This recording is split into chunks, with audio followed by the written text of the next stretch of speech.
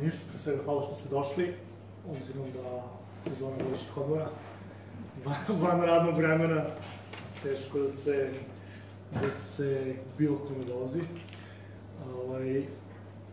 Znači, možete predavanje koncipirano da ja ispriču neku svoju priču, što ja mislim da je interesantno. Možete da me prekinete u bilo kom trenutku sa bilo takvim pitanjima, recimo izvoz, uvoz, transport. Znači, kad završim blok možemo da malo pročeskamo sa pitanjima i ako vas bude zanimalo još detalja nekih tehničkih, tipa ako ne znaš neko šta je Google Spreadsheet ili šta je u e-mailovima BCC, možemo da se prođemo kroz te detalje.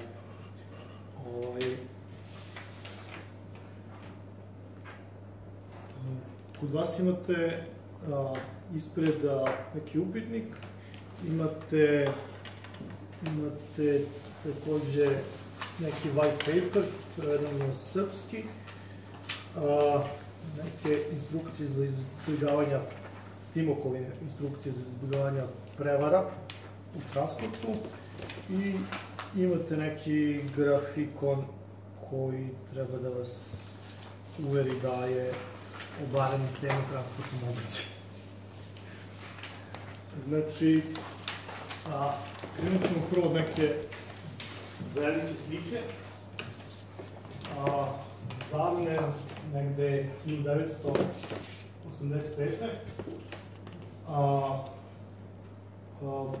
Postoji Baltic Index.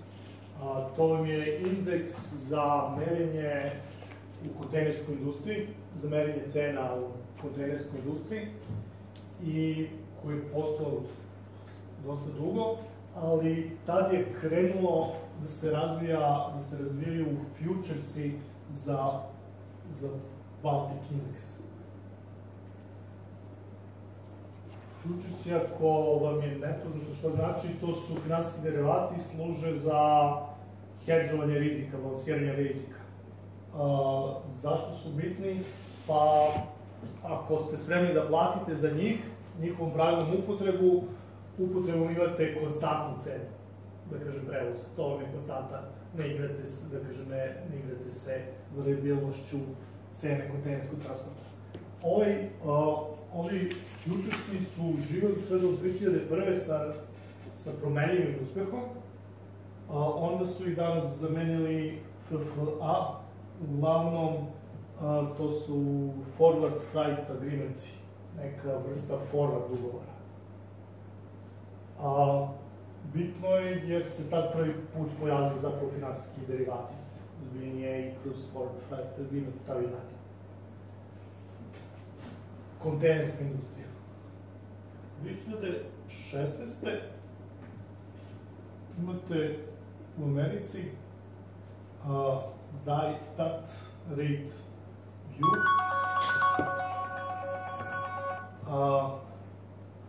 skraćenica od Dial Track, njihov floatboard, nešto kao Timokom u Evropi, i oni imaju najrazvijeniji indeks barometra kretanja cena u kamionskom transportu. Znači, imaju globalni indeks, kad zoomirate kroz njega možete da odredite za bilo koju relaciju cenu, da se benchmarkujete sa tim. Zašto je to bitno? Zato što te spot cene su osnova za razvoj ovih futuresa i derivata. Još... Pozdrav. Dobar dan. Izvoli. Hvala. Derivati za kamionsku industriju, za hedžovanje rizika, još uvijek nisu razvijeni, ali su hot topic u akademiji i uz ovakve neke indekse moguće da se razvijaju. Prvi put da može da se hedžuje rizik u kamionskoj industriji. Sad ću se vratiti u 2002. Kad sam ja počeo zapravo da se bavim mojim poslom, završio finansije, bankarstvo i osiguranje, I prvi dan ja iskreno nisam znao šta je razlika između špedicije i transporta. Tako da sam ja drugi, treći dan pomešao da imaš Baška i Terame i to bilo sve te isto. Tako da radeći, pa do sad, kompanija je uglavnom uvoz-izvoz, bukiranje transporta, neki project management, to je malo srednje preduzeća kada se sve svašta. I dan danas radim tamo. I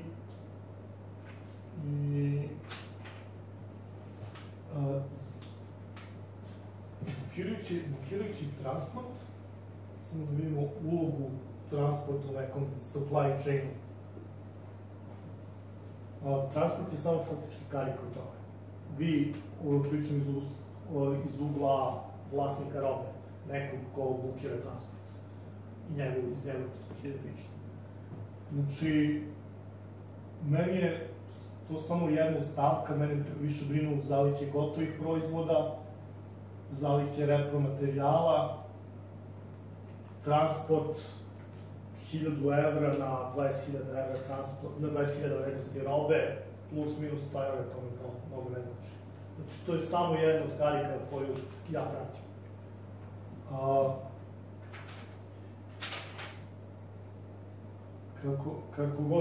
Kako otprilike po skoro 12 godina radići u ovoj firmi, bukiraš transport tako što imaš nekih par otavka sa kojima stalno radite, pričamo o malim srednjim preduzećima, oni tako radi. I ti ga pozoveš telefonom, kažeš mu adresu, on obično zna taj pravac i vi tako vozite decenijama. Ali, s druge strane, u Srbiji ima 1000 firmi koji se bave transportom. 10.000 kamiona su širom Evrope u ovom trenutku. I to što ja radim sa par poznanika, to znači da ja ništa nisam zadirano zapravo od tržišta transporta.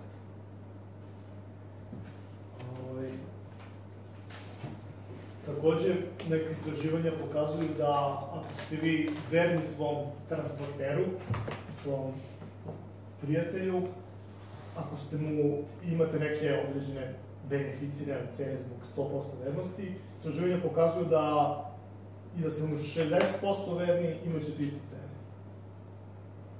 Znači, to su istraživanja rađene u Veneciji. Tako da vam to ostavlja prostora da se zapravo možda i eksperimentišete u celom tom procesu. Ukratko ću da predstavim i ko su ti neki igrači na tržištu transporta. Znači, tu je... Ovo kasnije, ništa zove, među nas.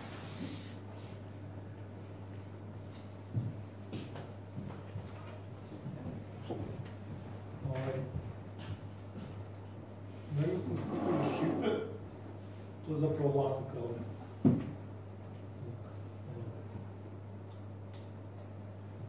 On kraj slučaju plaća za taj transport. Znači, on se javlja prevozniku. Kad prevoznik ne može da reši turu sa neki vanredni utovar, on zove svoje ortake, svoju grupu proverenih prevoznika, pa njima to prebacuje, pa neki drugari prevoznici to voze. I oni svako se malo ugradi i vi ste relativno zadovoljni. Ako umesto prevoznika se obradite agentu u prevozu, šta on radi? On pozove svoj krug pouzdanih prevoznika, a pozove obično možda samo jednog ili dvojicu dok ne nađe prvu cenu, ugradi se koliko misli da može i vrati mu tu cenu. I vi kažete, hoće, neće šta god. Ili izbaci to na berze prevoza, ima koji je najpopularniji, pa ako mu se vrati, koliko s njega ugradi se koliko može i vrati mu cenu. To je znači na kraju prevoznik. U slučaju avioprevoza, to može da, mislim, meni se dešavalo da to ide čak i nalogodavac, pa onda agent, pa onda se on obrati nekom 3PL-u kao što je Milšped, pa i na kraju se obrati TNT-u, koji to prezbirno. Mada i ja sam kontaktirao TNT-u, on mi nije odgovorio, ali sam ukeo transfer preko njega. Problem sa ovim je što vi kad pitate gde je dok je stigla moja roba, vi morate da čekate cijelo to timeline-ovanje dok se vrati informacija. Pored toga što ste naravno skuplje platili u lancu, jer svako njih mogu da se uvredi minimum 25-50 € i više. Kod brodova, ovi vi zapravo retko i znate iz koje ruke kupate kontejner. Nekog lokalnog koji zove svog agenta, onda vi saznate ime tamo agenta u Kini, eventualno to može da se preskoči, navodno, i sad Mediterranean ship kontejner, navodno, omogućava i bukiranje direktno od Srbije. Samo da se razumemo koji rizici se ovde snose. Za agenta je rizik to što ne zna da ću ja da mu platim tu uslugu. Ako mu ja ne platim, on ovom prevozniku mora da plati. Ako hoću da preskočim agenta, mogu ja da izađem na Timokom, ali mi je rizik da mi neko ne ukrade robu. U smislu, plašim se da se to ne desi. Zato sam i štampao tu listu Timokom za sprečavanje krađe robe. Ja ne znam da li iko u svojoj karijeri proverio makar polovinu tih stavki, što oni kažu da treba da se proveri.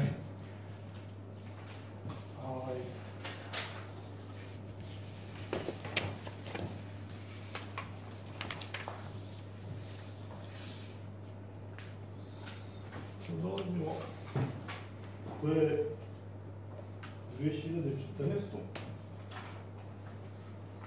kad zapravo, da bi uštedeo svoje sopstveno vreme, mene je mrzelo više da ih cimam kad tražim prevoz jednog po jednog i da svako pokuša da me zatvori, nego sam ih sve nagurao na neku BCC listu i otvorio Google spreadsheet dokument, zatvoren i dao im moju najbolju ponudu u tom trenutku i rekao sam ja, i kažem im ja čekam vaše ponude do 15 časova, danas.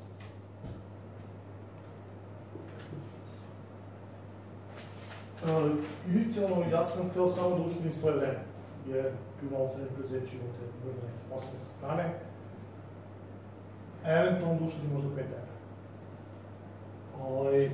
Ono što se na moje zaprepišenje počelo da se dešava, da sam počeo da štedim 50 do 400 € po bookingu radeći na ovaj način. Znači, šta sam ja radio? Kontaktirao sam veliki broj prevoznika i agenata u prevozu, nisam ih našao na pamet, nego ako radite nešto 15 godina, onda vam svakakvi kamioni dođu na utovar-istovar, nije velika pamet da zabeležite njihove kontakte i da ih stavite u neku bazu podataka.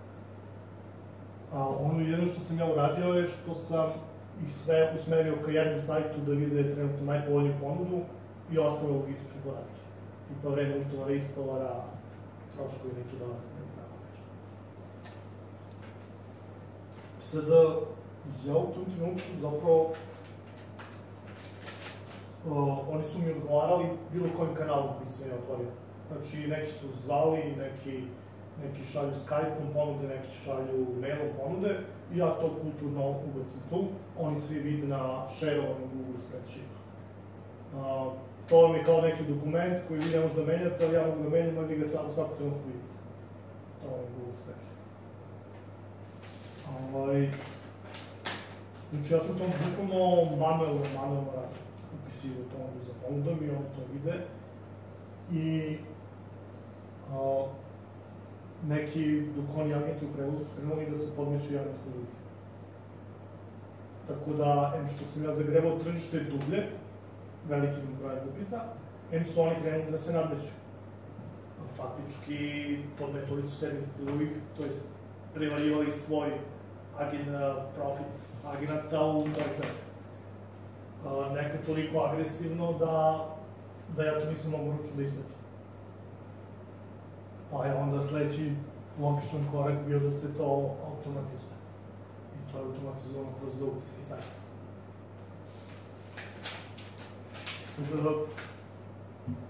Zašto se ovo dešava? Zašto je ovoliko ušteda? Za mene je bila enigma skoro više od godinu dana, u smislu da je možda to mnogo korumpiran sektor, pa se ovde svako živo obrađuje. Ali onda sam zapravo našao akademske radove koji to relativno jasno objašnjavaju, koji zapravo ja nisam imao pojma da postoje ugovorne i spot cene. Da su to dve različite kategorije u transportu, naročito u kamionsku. Ugovorna tržište, otprilike, na primjer, da razjasnim tada pojma šta znači, tržište transporta u Srbiji, po mojoj slobodnoj proceni, kamionskog, je oko 1,5 milijardi dolara. Polovina toga je da, na primjer, Deleze ima svoju flotu kamiona i on vozi deo svojih potreba sam za sebe. Polovina tog tržišta. Deo tog tržišta, skoro 20%, je contract market. To znači da velike kuće kao što su Deleze, Bulk Packaging, on raspiše godišnji tender za svoje logističke potrebe i formira neku cenu i zatvori logističare za određeni vremenski period. To isto znači da ja kad imam svoju grupu prijatelja koji mi redovno voze moje redovne pravce, oni voze za neku fiksnu cenu. To ja isto smatram da je contract market, iako sam nigde ja nisam raspisao tender, to je neki naš dogovor. Još jedan deo tržišta je zbirni prevoz, less than full truck deliveries, i on može da nešto bude kontrakt ili ne kontrakt. I otprilike 10%, u ovom slučaju oko 150 miliona dolara u Srbiji, vam je spot market. Spot market u kamionskom prevozu znači da kad Bulk Packaging bukira kamion iz Srbije za Poljsku, u određeni time slot, on mu ne garantuje kako će onda se vratiti iz Poljske. Šta prevoznik radi u tom slučaju? On gleda da pokrije makar minimum svojih troškova. I obraća se tom spot marketu, bilo preko, na primjer, Timokoma ili neke druge berze prevoza, tipa Cargo Agent ili kod nas manje popularan Transferu. I krene takođe da zove telefonima kako bi se vratio. On u tom trenutku je voljen da vozi za dosta visoku cenu. I prilike, ako je kontrakt cena 1000 evra za neki pravac, a ovde recimo da imamo neke 1 dane, 1, 2, 3, 4, 5. Ako meni treba nešto se preveze sad za odmah, cena u tom slučaju je velika. Odnosno na kontrakt je visoka. Može da bude čak 3000 evra. Ako se meni još nešto i ne žuri, mogu jedno malo da taktiziram jer je roba spremna, ali se mene ne žuri da utovarim odmah, nije mi hitno. Ta spot cena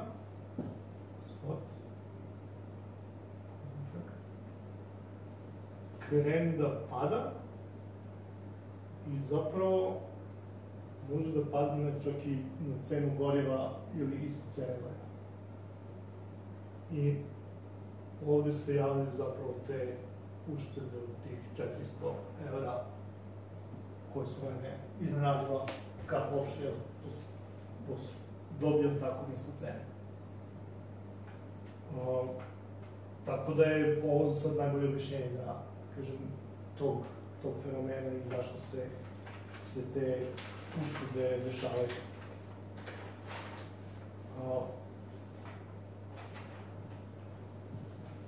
Ono što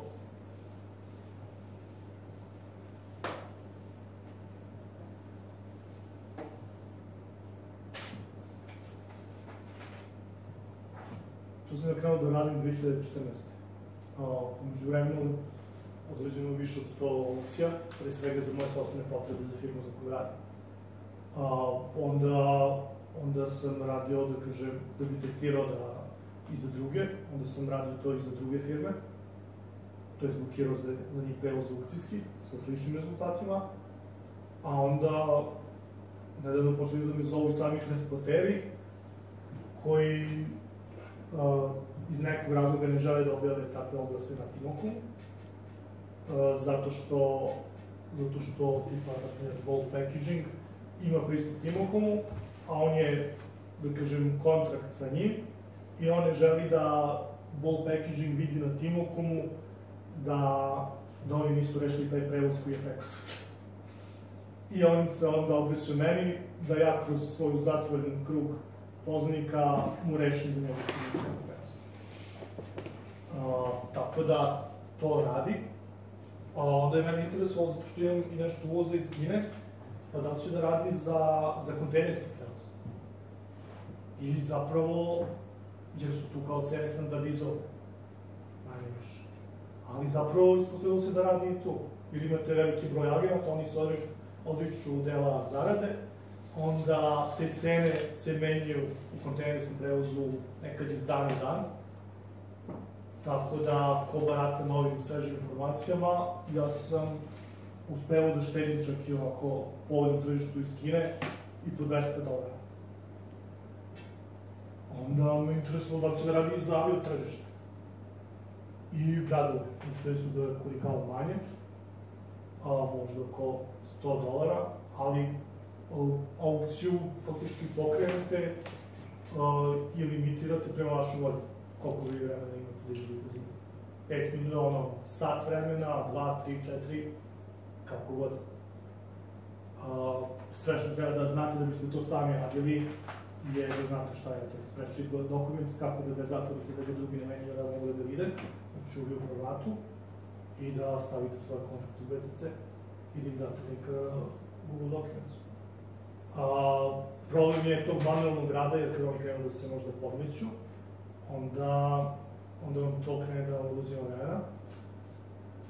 A s druge strane mora da budete mnogo transparentni prema njima, u smislu prema prevoznicima i negativnom prevozu da bi to radilo, jer oni gube deo svog vremena i svoje zarade, samo jedan njih će da dobije posao i terate agentu prevozu da bunare više. U smislu, ne vraćaju oni na prvu loptu neku svoju ponudu, ali kad vide da se neko drugi podmetno, oni bunare tržište više za vaš račun. Mi smo umeđu vremenu razvili i aplikaciju koja to, da kažem, skraćuje, u smislu da možete da kreirate aukciju, da ona teče i da, kako oni daju ponude, da se stavlja takozvani timestamp vremenu kad su oni dali ponudu, tako da kada u zadnjim trenucima aukcije bude transparentno ko je dao ponudu u zadnjem, da ne bude spor, jer tu najviše spora bude.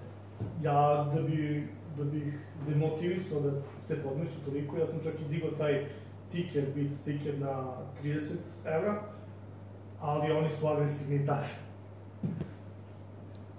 I ono što je moj poziv je da probate bilo to sami da radite, ili uz moju pomoć. Znači, imate na ovom white paperu, možda vidite koliko otprilike ima njih na mail listi za kontejnerski transport, za kamionski i za kontejnerski, kamionski, to je ova slika. Vidite da, ne znam, za aviotransport ima u mojoj bazi 77 specijalizovanih agenata. Kad im ja pošaljem upit, 40% njih otvori moj mail, 10% njih odve na aukcijski sajt da ga prati. To je neka statistika. Eventualno, da vidite kako otprilike implikacija izgleda.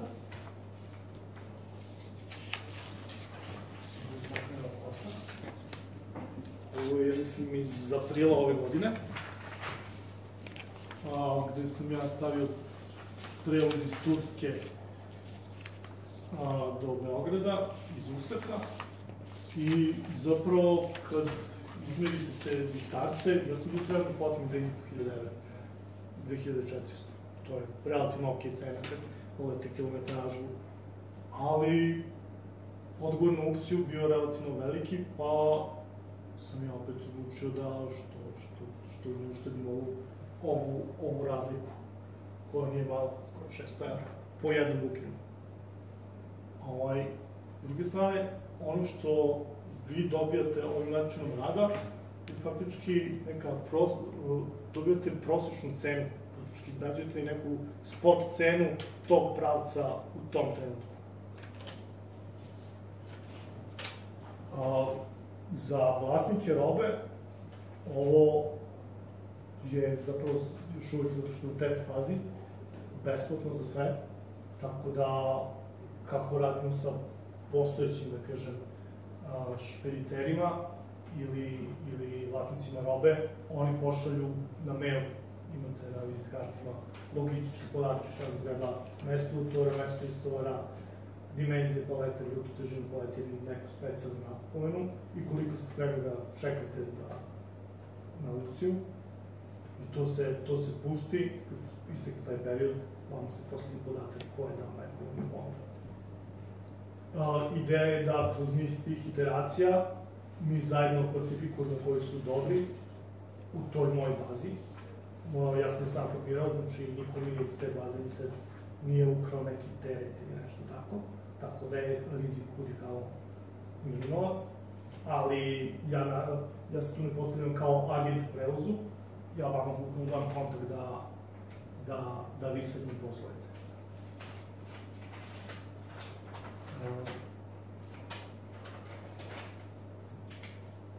Takođe, na ovom papiru,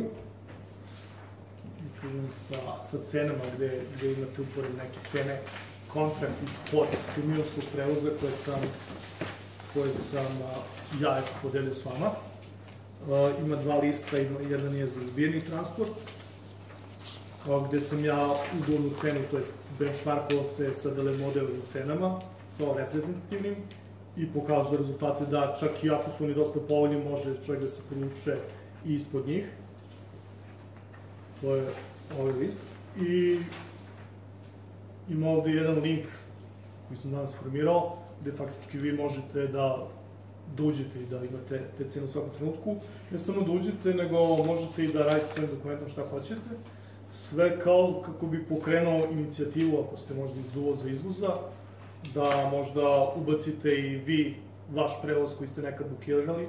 Niko ne želi da zna ime vašeg dobavljača ili bilo kakvu poslovnu tajnu, nego logistički podatak, mesto utovara, mesto istovara, bruto težinu, koju ste cenu bukirali u tom trenutku, kako bi kroz razmenu tih informacija zapravo mogli da se nadamo da ćemo možda u 2017.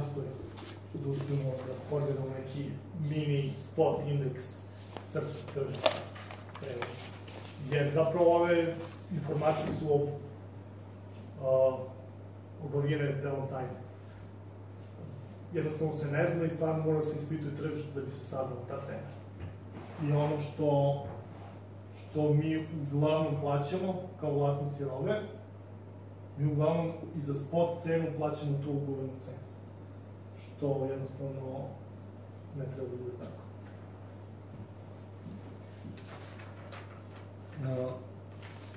Prilike, to je ono što sam ja htio da predstavim. Eventualno možeš sad da pređemo na neke pitanja i neke odgovore šta zanima ljudi iz uvoza, izvoza ili... U slučaju aplikacije vlasnik robe, on kreira sam aukciju ili ide se preko trećeg lica? Ono kako trenutno sad najlakše funkcioniše, bez ikakve obuke, najbolje je da mi on prosledim logističke podatke na ovaj mail koji je na vizit karti sales@cargobit.co.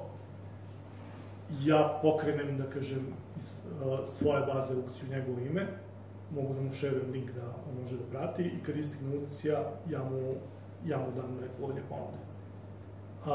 Naravno, može da pokreće on sam sopstvenu aukciju, ali to zahteva neki mali trening, možda od sat vremena. Da pojasnim kako se šta kreira, koji link, kako se formira link koji se šeruje i tako.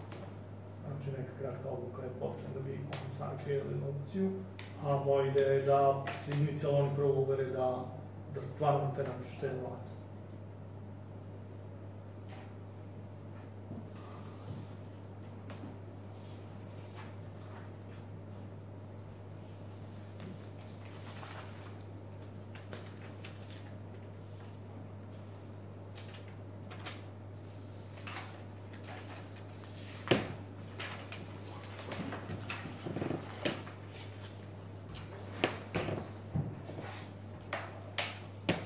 A na primjer, kad tražite prevoznik, kad gledate uvek najnižu cenu ili kako?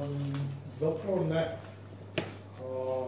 Ako se meni žuri, ako mi je prioritet rok isporuke, ja to bukvalno u upitu koji šalju mi kažem da sam manje osetljiv na cenu, da mi je rok isporuke. Jer nije uvek cena toliko bitna, ima tu i malo imidža, jer nije isto kad dođe kamion star 20 godina na utovar i nov kamion. Slažem se. Ideja jeste da kroz niz ovih iteracija, ne samo firmu za koju radim, nego i drugih, da mi rangiranjem zvezdicama, kao što smo navikli na eBayu, obično ima par kriterijuma, tipa komunikacija, da li je dobra, tačnost i tako to. Vi izrangirate prevoznika. On, s druge strane, ako vi niste platili tu uslugu na vreme, on rangira vas. Mi to ispratimo i sledeći put kad neko pokrene aukciju, ti parametri se vidi. I onda definitivno više neće se razvira, onda se transparentno vidi kakvi su igrači na tržištu. To je neka ideja. Ujedno, znači, se razmenjuju ove informacije o spot cenama, a s druge strane se, da kažem, filtriraju prevoznici. Znači, ako se ja uverim da stvarno neko mi postavi svoj kamion na vreme ili vi niste platili oko 30 dana, znači ja neću da kreniš aukciju vaš ime. Ili vam neću dati pravo da to radite preko obstajka. Ne, pošto ja se bavim sa prevozom i prevoznik sam, pa zato gledam, jer uvek kad se traži prevoznik, nekako svi se stavljamo u isti koš, nije bitno da li su novi kamioni ili stari, u Srbiji nekako, govorimo o Srbiji, pošto se bavimo unutrašnjim transportom. Nekako ovde još uvek samo cena bitna, nije bitno kakav će ti kamion doći na utovar. Pa, moj background je, da kažemo, iz međunarodnog transporta. Pa tamo putuje roba i par dana. Ja ne volim da budem šupac i rada ili bilo šta da to pokisne. Tako da mi vraćamo kamione ako vidimo da se rada šupa. U smislu da reše problem da se rada. Tako da... Jer danas imamo veliki problem što je puno kamiona na tržištu. I svako danas proda stan ili nešto i kupi kamion. I mi koji se bavimo dugo godina sa tim imamo veliki problem na tržištu. Možda je ovo jedno od rešenja. Faktički da uđeš u u delove grupe koji su preselektovani. I u smislu da sam se ja uverio da nije sa njim bilo nikakvih problema. I onda, eto, mislim, ostaviš mi svoj mail. Ja ću da te, mislim, proverimo da ubaciš podatke da li je registrovana firma, tako to. Mislim, ti na listu ti da kreneš da dobiš opet. Mogu pitanje ne možeš da odgovaraš ako te se uopšte ne tiču. Da. Možeš u bilo koje vreme da se, zato što se koristi klijent MailChimp za slanje mailova, on ti lako daje opciju da subscribe-uješ, ako te pomenuti pismari, kako se i to je to. Ne možeš da odgovaraš ako ne tiču. Ono što je u lokalnom prevozu, na primjer, interesantno u svetu, i što je neki opšti trend, to je neka uberizacija kamionskog transporta. U smislu Uber aplikacija za parkiranje, gde svako može da bude taksista i tako to. Suština te aplikacije je da zapravo se formira operator tehnološki, da formira unapred predefinisane cene po, na primjer, određene kilometraže kao unutrašnjem prevozu. Tako da klijent, na primjer, kad dođe, ubaci nek par logističkih podataka, dobije cenu, uplati to avansno,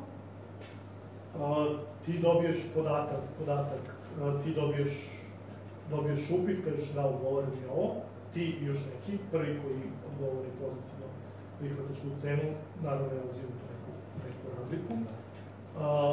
Tvoj vozač mora da ima GPS, u smislu mora da ima mobil sa GPS-om, koji je stalno na internetu i zapravo klijent kroz to vidi non stop gde se nalazi bukvalno tvoj vozač. Ne treba tebi neka GPS komplikovana telematika jer se bukvalno sistem kači na GPS tvoj vozača i tako faktički imaš taj perfektni cenijer, imaš real-time booking i tracking, u smislu da imaš unapred predefinisanu cenu i praćenje. I to odlično radi Cargom u Americi, to dosta prisutno, oni su dobro i finansirani. Cargomatic to radi u Americi, u Brazilu radi CargoX, Convoy isto u Americi. Znači, pitanje je vremena kad će neko to da uradi ovde. Inicijalna investicija ti je negde oko 15.000 i više za aplikacije i tehnološke. I to je, da kažem, hot topic u domaćem transportu. U međunarodnom opet ima nekih dodatnih faktora kao što su neka kudikamo komplikovanije, zato što još uvijek postoje troškovi roaminga i onda se više ide na integraciju kroz te telematike u kamionima. Tipa T-Mobile, na primjer, to forsira da ima integrisanu telematiku kroz sve odlazi. Da bi ti mogo bilo kad intuitivno odlaziš gde je kamion, da nema nekako da se I pitanje nema kako je, mislim, pojavila se pandan Uber, ovde se pojavio kao Cargo kao aplikacija. Vjerovatno pitanje nema kada će se pojavio, što je super. Naprimer, ovi U-Ship, oni su specializovani za, krenuli su, možda ste videli njihov reality show na Discovery, Shipping Wars se zove. Oni su krenuli iz oblasti vangabaritnih tereta za fizička lica, ono što brzo počne neće dolazi, nameštaj, ne znam, brod, auto da prevezu i tako nešto, sa avansnim uplatama i kod njih ležu pare, ti kad završiš posao, ako je klijent zadovoljan, ti dobiš novac. I s tim što im to toliko dobro išlo, da su onda radili U-Ship Pro za business-to-business korisnike i uglavnom su bili u Americi. Uglavnom, DB Schenker sa Evrope, sa njima potpisao ugovor da koriste njihovu tehnološku platformu za neki milionske iznose. A u suštini šta radi? Znači, imaš listu svojih prodanih prevoznika koje kontaktiraš, teraš na neku opciju I imaju oni svoju listu svojih povjerenih prevoznika, koji oni isto informišu u trajektnu odluku, koji ti prihvatiš ili ne, tere ih na aukciju i to je to. Mislim, naravno, tehnološko savršenje od ovog što ja radim, ali je to princip.